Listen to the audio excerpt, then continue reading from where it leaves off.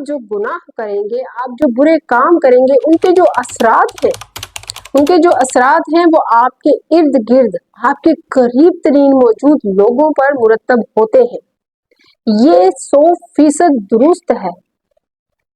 جس طرح آپ کے اچھے خیالات آپ کے ارد گرد کے لوگوں پر اثر انداز ہوتے ہیں، اسی طرح آپ کے گناہ، آپ کے برے اعمال آپ کے ارد گرد کے لوگوں پر مسلط ہوتے ہیں، آپ کی اولادوں پر بھی ان کا اثر پڑتا ہے۔ آپ کو اس چیز کا خوف ہی نہیں ہے کہ آپ تباہ و برباد ہو جائیں گے دنیا میں۔ آپ کے لیے تباہ و بربادی صرف ظاہری ہی ہے۔ آپ کے لیے تباہ و بربادی یہی ہے کہ آپ پر بم گرا دیے جائیں، زلزلے آ جائیں، آسمانی آفات گر جائیں۔ آفات تو وہ ہیں، تباہ و بربادیاں وہ ہیں جو آپ کی ذات سے شروع ہو کر آپ کے ساتھ جڑی ذاتوں پر بھی نازل کر دی جائیں۔ تباہ و بربادیاں تو وہ ہیں۔ ان سب کا عذاب دنیا میں ہے۔ کیسے ہے؟ ایسے ہے کہ آپ ذہنی طور پر پرسکون ہی نہیں ہو پائیں گے۔ آپ جن چیزوں کو درست کرنا چاہیں گے وہ غلط ہی ہوتی چلی جائیں گی۔ آپ جتنا دولت کی طرف جائیں گے، دولت اتنا ہی آپ کے لیے مشکل ہوتی جائے گی۔ رزق آپ کے لیے اس قدر مشکل ہو جائے گا کہ اس کو پانا اور اس کی جستجو میں رہنا ہی آپ کی زندگی کا مقصد ہو جائے گا۔ آخرت میں بھی آپ کے لیے تباہ و بربادی ہے۔ کس طرح ہے؟ وہ اس حدیث مبارکہ سے ہے جو میں نے آپ کو ویڈیو کے سٹارٹ میں بتا دی کہ کس طرح سے آپ کو وہاں پر کس طرح کے لوازمات سے نوازا جائے گا، وہاں پر آپ کو کیسی کیسی غلاظتیں کھانے کو ملیں گی، وہاں پر آپ کو کیسے کیسے عذاب سے دوچار کیا جائے گا، کیونکہ یہ وہ سزائیں ہیں جو بہرحال آپ کو بھگتنی پڑیں گی، کیونکہ آپ نے حدیں توڑی، کیونکہ آپ نے خلاف ورزیاں کی، کیونکہ آپ نے اللہ کے حکم کی حکم عدولیاں کی۔ آپ کو بتایا گیا، آپ کو رہنماؤں کے ساتھ نوازا گیا، مگر آپ نے قرآن جیسے رہنما کو معاذ اللہ پیچھے کر کے جھٹلا دیا اور دنیا کی گندگیوں میں اور دنیا کی لذتوں میں مبتلا کر لیا خود کو۔ پھر سب سے بڑی تکلیف اور حقیقت کہ آپ کی اولاد فرما بردار نہیں ہوگی۔ آپ کی اولاد کبھی آپ کی فرما بردار نہیں ہوگی۔ وہ آپ ہی کی طرح آپ ہی کے راستوں پر چلنے والی ہوگی۔ کیوں؟ کیونکہ آپ نے راستے ہی ایسے بنائے ہیں اور چھوڑے ہیں کہ وہی راستے ان کے آگے آ جائیں گے اور ان کو انہی راستوں پر چلنا ہوگا۔ کیا آپ نہیں چاہتے کہ آپ کی اولاد نیک ہو؟ کیا آپ نہیں چاہتے کہ آپ کی اولاد بے راہ روی کا شکار نہ ہو؟ کیا آپ نہیں چاہیں گے کہ آپ کی اولاد ہر طرح کی زنا سے محفوظ ہو؟ تو پھر آپ کو اللہ کے حکموں کو ماننا ہوگا، آپ کو اللہ کی حیاؤں کی طرف جانا ہوگا، آپ کو خود کو اللہ کی رضاؤں کے لیے پاک کرنا ہوگا، ان دنیاوی وقتی لذتوں کو چھوڑ کے صرف حلال لذتوں کے ساتھ صبر و شکر کر کے اللہ کے سامنے جانے کا انتظار کرنا ہوگا۔ کیوں آپ کو لگتا ہے کہ کسی بھی غیر محرم عورت کے ساتھ چیٹنگ کرنا حرام نہیں ہے؟ وہ حرام ریلیشن میں نہیں آتا۔ کسی بھی عورت کے ساتھ ایک دوست بنا کر بات کر لینا حرام ریلیشن میں نہیں آتا۔ یہ آپ کیسے کہہ سکتے ہیں جبکہ اللہ تعالیٰ نے آپ کو قرآن پاک میں فرما دیا ہے کہ مومن عورت چھپی دوستیاں نہیں رکھتی، جبکہ اللہ نے اپنے رسول کے ذریعے سے آپ کو بتا دیا ہے کہ حرام حرام ہے اور حرام سے تمہیں بچنا ہے۔ صرف زنا ہی آپ کے نزدیک حرام ہے، صرف زنا ہی آپ کے نزدیک حرام ریلیشن ہے، اور زنا بھی آپ کے لیے صرف فزیکلی زنا ہے۔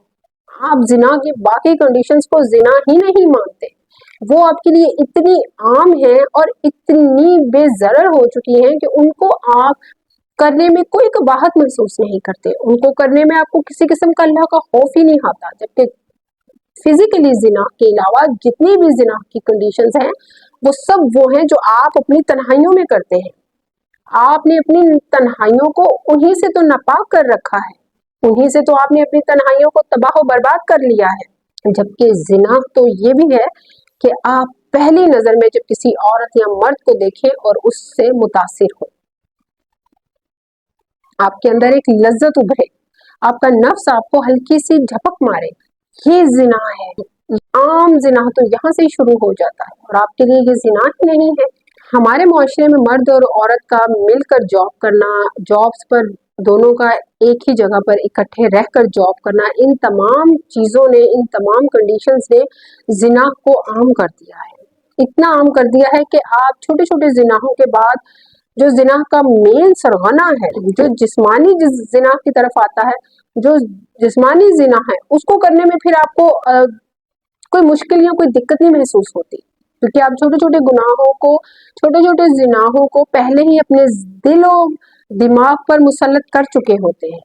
یہی وجہ ہے کہ آپ کے لیے سب سے بڑی کنڈیشن کا زنا کرنا کوئی معنی نہیں رکھتا، آپ کو ڈر ہی نہیں آتا، خوف نہیں آتا، چھوٹے چھوٹے گناہ آپ کے دل کو زنگ آلود کر چکے ہوتے ہیں اور آپ بڑے مزے لے لے کر، بڑے سکون کے ساتھ ان کو اپنے اوپر مسلط کر چکے ہوتے ہیں۔ اللہ کی رحمتوں کے ہم محتاج ہیں، مگر ایسے لوگوں پر اللہ کی رحمتیں نہیں نازل ہوتی، اللہ کی رحمتیں ہٹ جاتی ہیں ایسے لوگوں پر سے جو اللہ کے بے حیا ہو جائیں، جن کے لیے یہ معنی ہی نہ رکھے کہ ان کے گھر میں ایک یا دو عورتیں موجود ہیں، ان سے وہ اپنی ذہنی اور جسمانی تسکین حاصل کریں، اپنی نظروں کو پاکیزہ اور باوقار رکھیں، اپنی اولادوں کے لیے بہترین دعائیں کریں، اللہ سے اپنے لیے، اپنی بیویوں کے لیے، اپنی اولادوں کے لیے رحمت طلب کریں۔ میرا مین پوائنٹ کہ اللہ کی رحمت کے بغیر آپ کیا کر لیں گے؟ اللہ کی رحمت کے بغیر آپ کیا پالیں گے؟ صرف یہی خوش فہمی کہ اللہ رحیم ہے، ہمیں بخش دے گا، یا یہ کہ میں اپنی زندگی کے کسی خاص وقت میں جا کر نماز پڑھنا شروع کر دوں گا، خاص عمر میں جا کر داڑھی رکھ لوں گا، تمام کاموں سے نمٹنے کے بعد بیوی کے حقوق پورے کروں گا، پہلی کے یا دوسری کے، اور پھر پوری طرح سب چیزیں سیٹ کر لوں گا۔ تو یہ آپ کا خیال ہے، اس نے آپ کو اگر مہلت ہی نہ دی تو کبھی یہ سوچا ہے آپ نے کہ اگر آپ کو مہلت ہی نہ ملی توبہ کرنے کی، تو جب آپ کو محسوس ہو گیا ہے یا اللہ نے آپ کے ساتھ کوئی ایسی بیوی یا کوئی ایسا عمل جوڑا ہے جس سے آپ کو احساس دلایا جاتا ہے کہ آپ اس بات پر یا اس کنڈیشن میں گناہ پر ہیں، بے حیائیوں پر ہیں، تو توبہ کر لیں، وہی وقت ہے، توبہ کر لیں، توبہ کر لیں کہ اللہ کی رحمت آپ کی منتظر ہے۔ مگر اگر آپ اس چیز کو بعد میں کرنے کے حامل ہیں، کچھ ٹائم گزرنے کے بعد یا کچھ اچیو کرنے کے بعد، تو پھر اللہ کی رحمت آپ کو اتنا موقع دے گی، آپ کو زندگی اتنا مہلت دے گی۔ اللہ سبحانہ و تعالی ہم سب کو خیر و برکت سے جوڑے، مجھے دعاؤں میں یاد رکھیے گا۔ جزاک اللہ خیر و بارک اللہ فیک۔